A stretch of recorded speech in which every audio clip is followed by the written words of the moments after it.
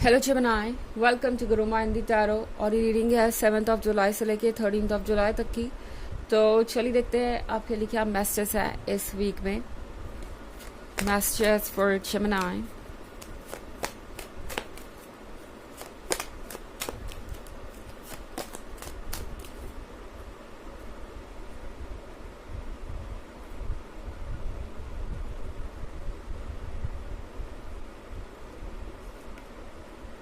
Five of Wands, the High Priestess, the Hanged Man, Death, and the Queen of Pentacles. Okay. तो हमारे पास है the hanged man. The hanged man के साथ ये situation काफ़ी complicated हो सकती है। आप में से बहुत सारे लोग ये सोच सकते हैं कि शायद इस रिलेशनशिप में अब एक ठहराव आने की ज़रूरत है, क्योंकि मैं यहाँ डेथ का कार्ड देख रही हूँ।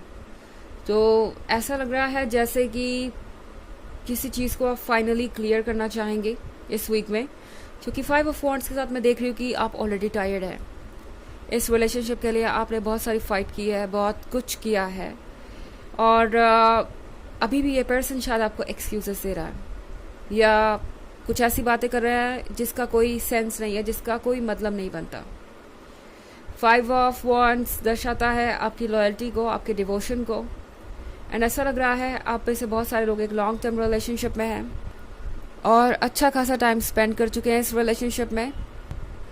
एंड अब जो कुछ भी हो रहा है वो बहुत डिसअपॉइंटिंग हो सकता है आपके लिए। डिसअपॉइंटमेंट का मतलब है कि जो भी आप सोच रहे हैं शायद वो आपके लिए वर्क नहीं कर रहा। इस पॉइंट पे आपको इस पर्सन का बिहेवियर स्ट्रेंज लग सकता है। आप जो चाहते हैं वो शायद वो करने को तैयार नहीं इस पॉइंट पे। इनफैक्ट द हाई प्रीस्टेस के साथ शायद यूनिवर्स आपको कब से कुछ बताना चाह रहा है, पर आप अटेंशन नहीं दे रहे। हो सकता है आजकल आप बहुत सारे सिंक्रोनिसिटीज देख रहे हो, नंबर, कोड्स या कोई म्यूज़िक या किसी पर्सन की एडवाइस। बहुत सारे लोगों का एक ही बात को कहना बार बार।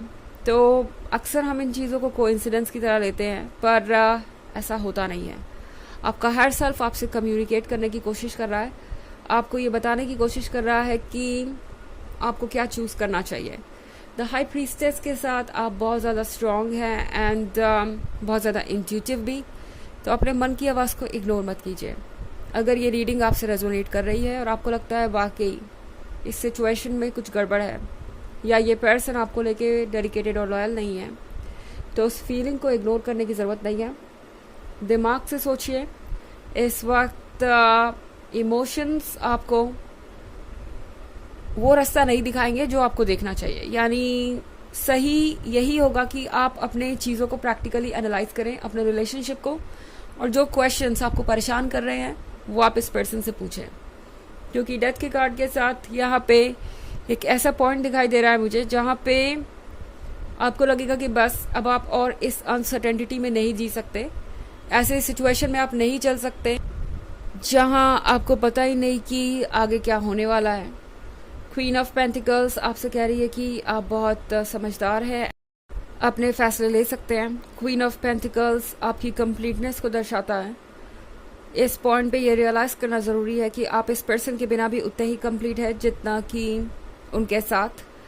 आपके अंदर जो इंसान हमेशा से था वो अभी भी मौजूद है, क्योंकि आप में से बहुत सारे लोगों के लिए ये स्टेप लेना बहुत मुश्किल हो सकता है, स्पेशली अगर ये एक लॉन्ग टर्म रिलेशनशिप है। तो अगर ये एक नया रिलेशनशिप है तो भी आप बहुत ज़्यादा क्लोज महसूस करते हैं इस पर्सन से। एंड आपको लगेगा जैसे कि आप ये फैसला अपने लिए कर नहीं पाएंगे, मगर द हाई प्रीस्टेस आपसे कह रही है कि ये जो फीलिंग है ये टेम्प्रोरी है। अगर आप चाहें तो अपने स्ट्रेंथ को वापस पा सकते हैं। एंड मोस्ट इम्पॉर्टेंटली, अगर आप इस सिचुएशन को यूं ही इग्नोर करते हैं तो चीज़ें हमेशा के लिए ऐसी रह सकती है। हमेशा के लिए आप एक पेनफुल सिचुएशन में फंस सकते हैं।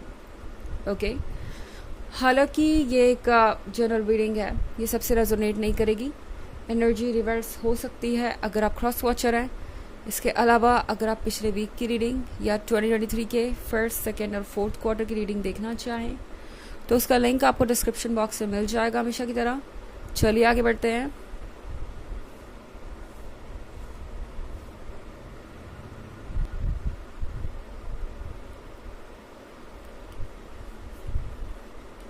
Three of Pentacles, Seven of Cups, Ace of Cups, the Chariot, and Five of Cups. Okay. तो हमारे पास है three of pentacles. Three of pentacles के साथ आपके पीठ पीछे बहुत सारी डिस्कशन चल रही है, बहुत सारी बातें ऐसी है जो आप जानते नहीं पर हो रही है। आई थिंक ये पर्सन कोशिश ज़रूर कर रहा है कि वो इसका कुछ सॉल्यूशन निकाले, बट अगर दूसरे लोग कन्विंस नहीं होते या वो सबको एक पेज पे नहीं ला पाते, एक बात पे राज़ी नहीं कर पाते, तो ऐसा नहीं लगता कि ये पर्सन अपने आप को इस सिचुएशन से अलग करके इस रिलेशनशिप को कंटिन्यू करना चाहेगा। ये पर्सन आपके लायक नहीं है। आई एम सॉरी बट मुझे ऐसा लगता है जैसे कि आप एक ऐसे पर्सन के साथ रिलेशनशिप में हैं जो हर चीज़ आपसे एक्सपेक्ट कर रहा है, हर तरीके का एफर्ट, हर तरीके की स्ट्रेंथ। आप जितने स्ट्रांग है ये पर्सन उतना ही ज़्यादा रिलक्टेंट है। ये पर्सन मुझे नहीं लगता कि आपके लिए वो सब कुछ करेगा जिसके आप हकदार हैं। वो कर ही नहीं सकते, उनके अंदर वो विल पावर ही नहीं है।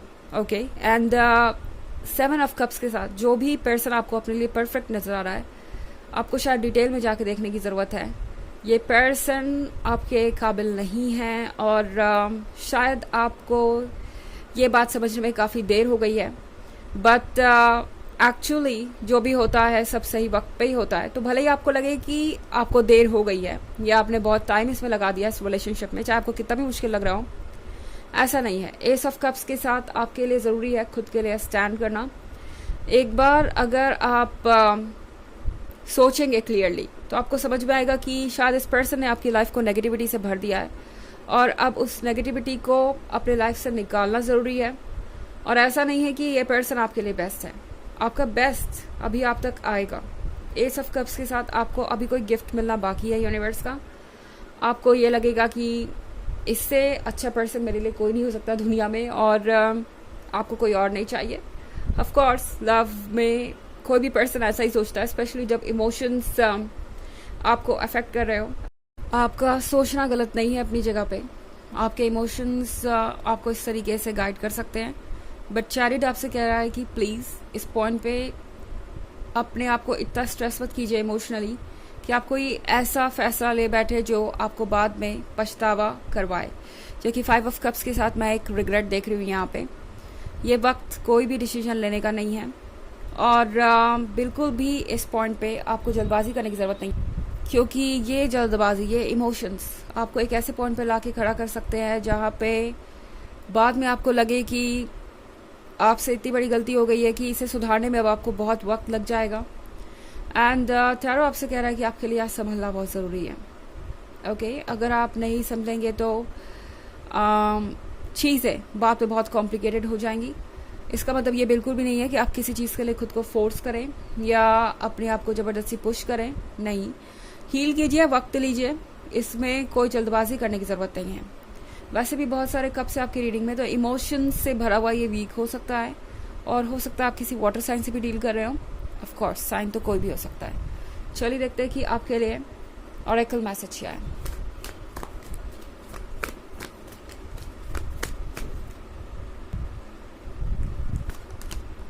Serapis Bay, Ascension, move into your true self, rise above the darkness, the light is here। तो ये कार्ड आपसे कह रहा है कि अपने आप को पहचानिए, आपको अब अंधेरे से बाहर आने की ज़रूरत है। रोशनी आपके सामने है, उसे एक्सेप्ट करना है। पर होता है ना, जब आप एकदम अंधेरे से निकल के आते हैं तो लाइट में एडजस्टमेंट करने में प्रॉब्लम होती है आइज़ को, तो वही सिचुएशन आपके साथ क्रिएट हो सकती है। आपको ऐसा लगेगा कि आप बहुत समय से किसी जगह पे और अब आप उसके आदी हो गए हैं। अब भले ही वो जगह अंधेरी और डार्क और नेगेटिव क्यों ना हो, तो शुरुआत में लाइट में होने का आइडिया आपको अच्छा नहीं लगेगा, मगर आप धीरे धीरे समझ जाएंगे कि जो हो रहा है वो अच्छा ही हो रहा है। तो ये है रीडिंग इस वीक की। आई होप आपको अच्छी लगी होगी। Thanks for watching. Till next video, bye.